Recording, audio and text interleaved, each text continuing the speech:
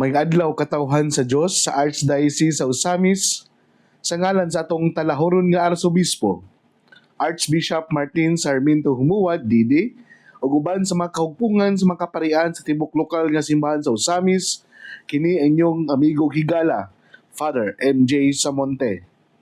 Maghatod og pamalandong ninyo karong adlaw karon nga Huwebes, sulod sa unang semana sa ordinaryong panahon. Ang ebanghelyo na atong pagabasahon o pamalandungan karong adlaw atong pagakutluon sa ebanghelyo sumala ni San Marcos.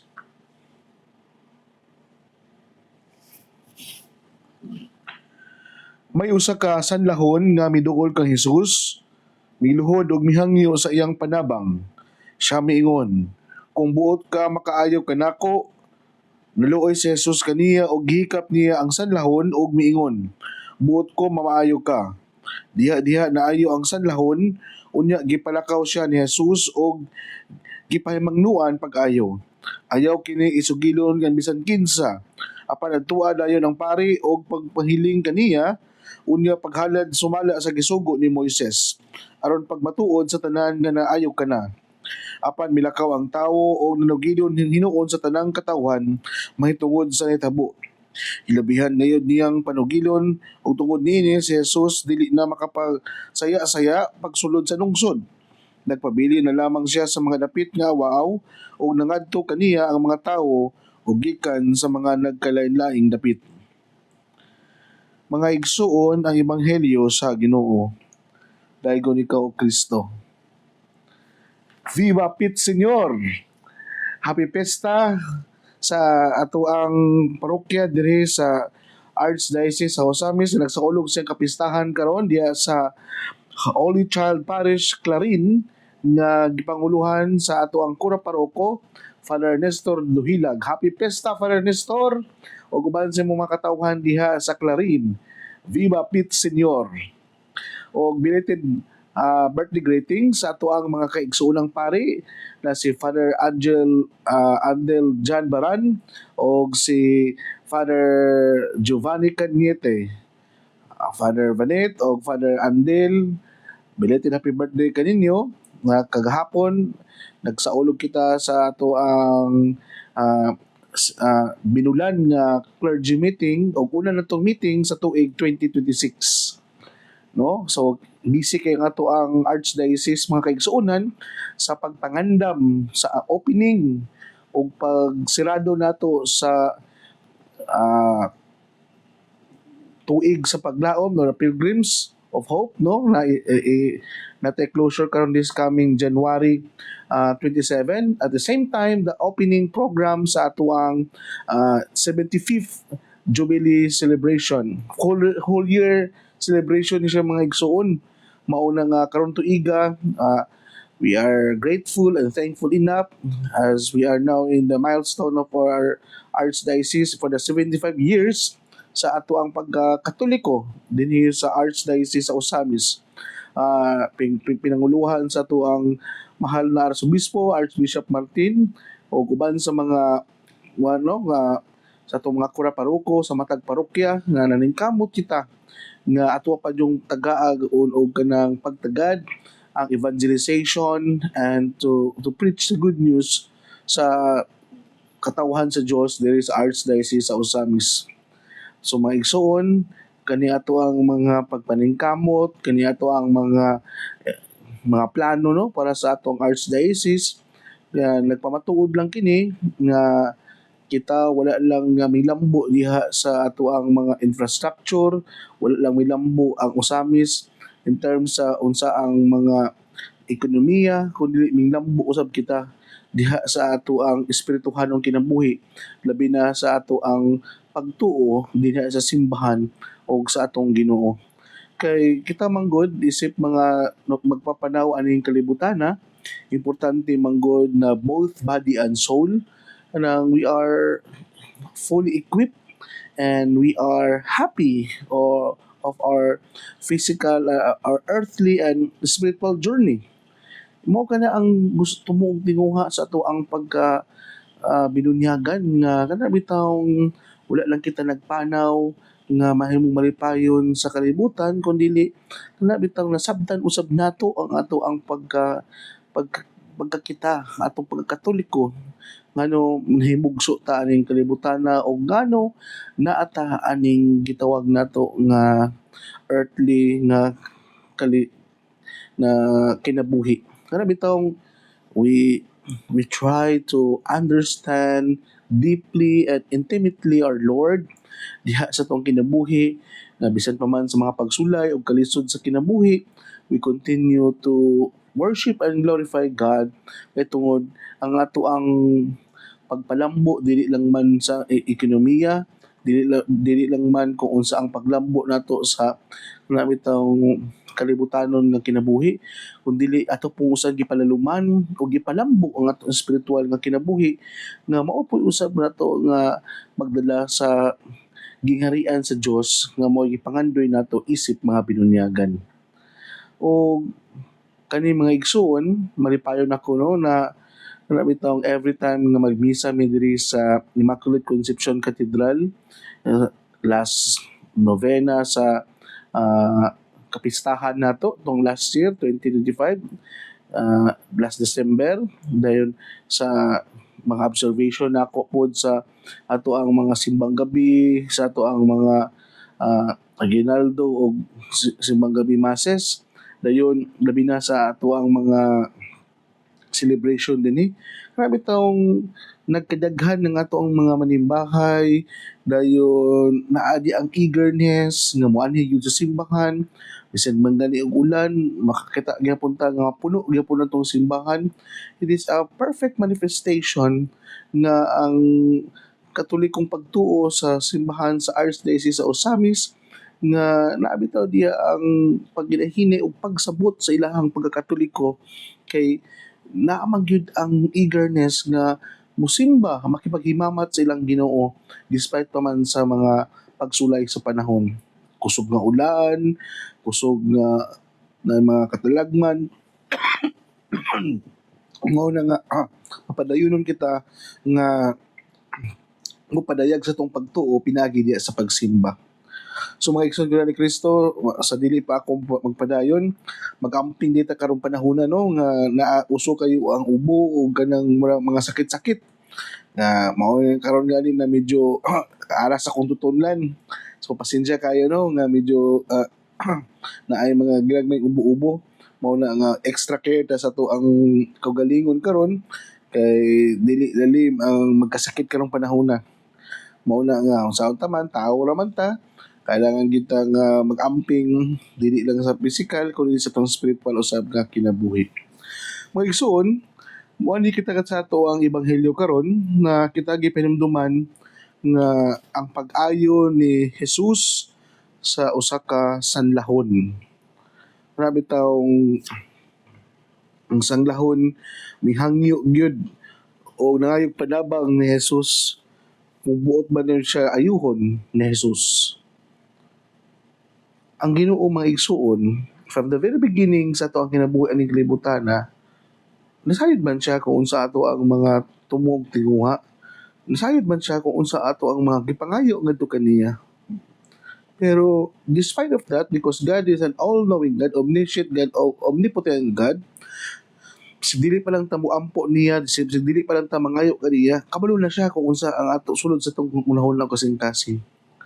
Pero mas labing importante paghapon na we are humble enough to express our intention, to express our prayer and petition to Him. Kana bitawng kita mismo mapabusanon nga mopadayag sa ato ang mga tumong ug tinguha sa pagduol nato ngadto sa Dios. Ngano man nga importante magyud nga i-articulate gyud nato isip mga tumutuo ngadto sa Dios ang ato ang mga petition. Bisan pa og kabalo na ang Dios daan sa ato ang mga tumong ug tuyo ngadto kaniya, but it is still important and necessary na to express our prayer and intention to Him. Kay it is an humble gesture nga ikaw nga nangayo iya pong hinabang kaniya ba. Minghang iya pong bitaw taniya nga kana bitaw ni-express sa punta sa tuang mga tuyo nga to sa Dios na bisan pa og ang Dios kabalo na daan niini. Ano importante man yung mga igsoon, di ba? Sa ato ang daily na panginabuhi ani kalibutan na dili man pwede nga kana bitang tagna-tagnaon na lang sa tong mga kauban diya sa minahal sa kinabuhi kung unsa tong mga gusto. Di ba? Kailangan gyud ta mo padayag. Kailangan gyud ta mo express. Kailangan gyud ta mo hatag sa tuwang intensyon.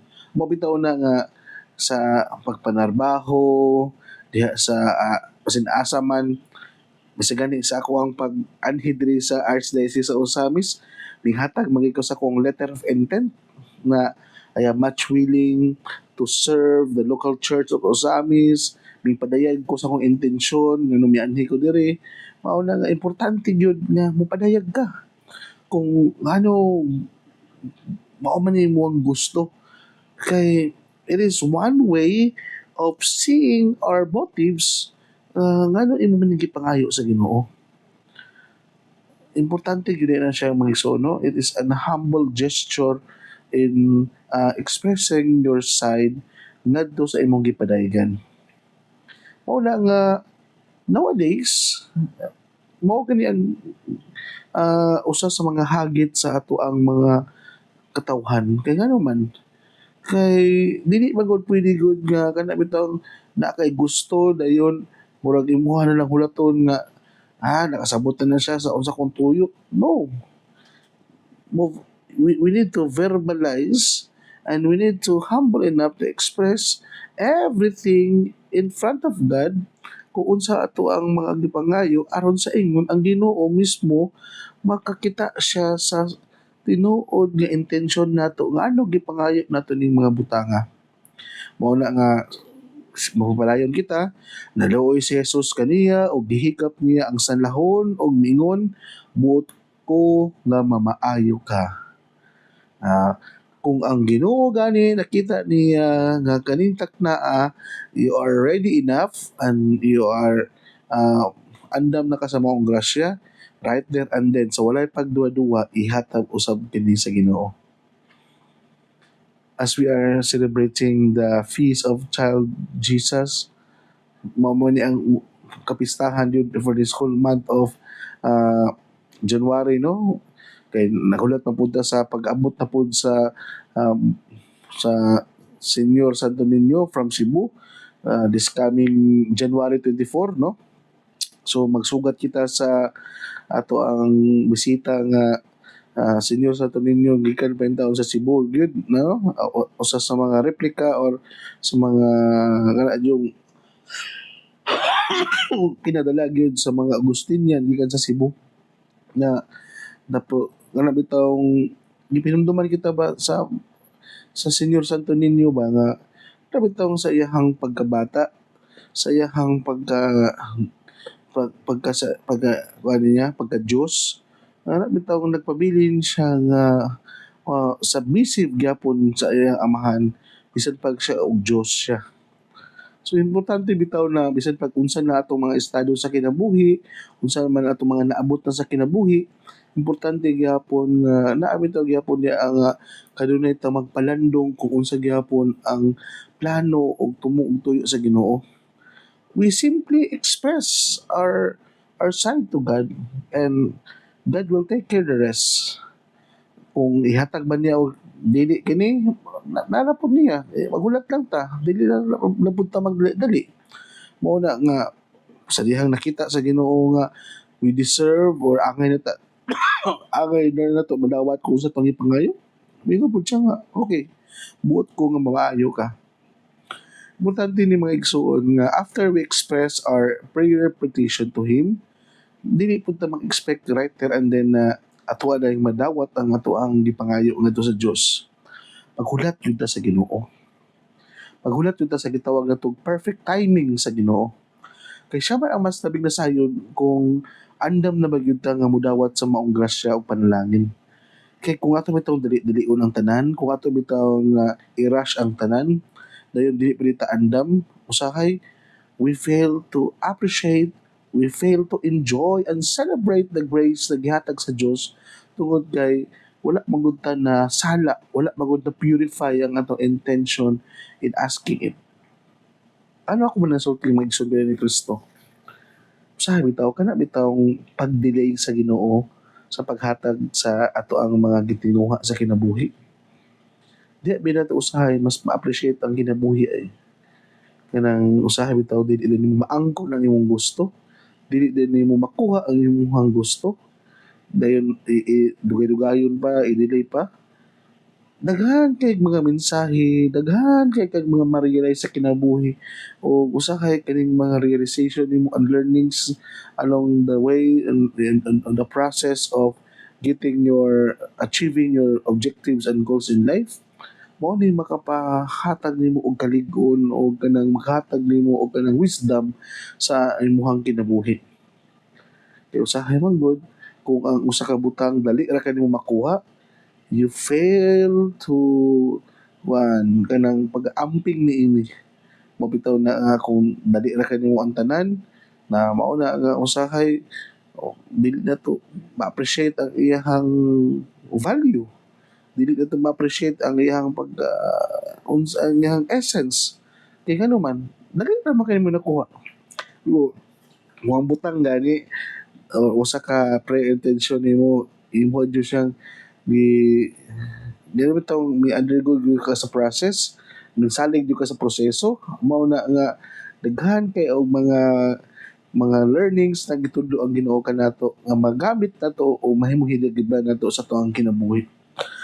Mao na lang sa diyang naayo na ang kuan, ang sanlahon mga igsoon, gipay mangnuan pa gyud siya sa Ginoo nga dili manugiliw niini og muhimo siya sa seremonya sa unsa ang angay niyang buhaton aron na to verify moadto siya sa pari nga para to verify lagi nga siya okay na naayon na siya, pero usay gibuhat sa maong sanlahon instead na mahimo siyang discreet, dili niya self-contain ang iyang kalipay kundi mas nanugilon noon siya sa kadaghanan o ginabihan na gayud ang iyang panugilon dayon si Jesus dili na nun makapasaya-saya sa pagsulod sa lungsod kay daghan na mga gustong muduol ug magpaayo kaniya.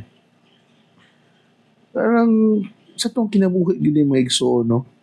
Kung naagyo tayo mga nindot nga nabuhat ngadto sa uban, dili di sa payan nato nga ipasikat pa nato nga kita mismo ang mosulti. Ang uban mismo mao'y magbanha para kanato. Usahay ana bitaw mga achievement nato mga nindot kay mga nabuhat sa kinabuhi ng usahay dili di kailangan nga kita pa ang mo-publicize niini, kita gyud ang mag-effort nga mabuan ni sa uban.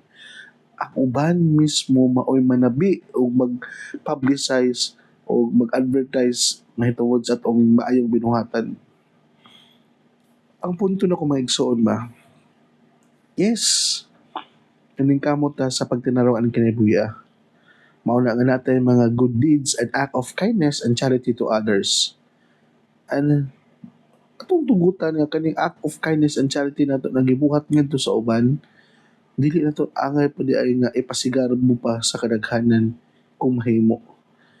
Naapilay mga panahon nga let it be na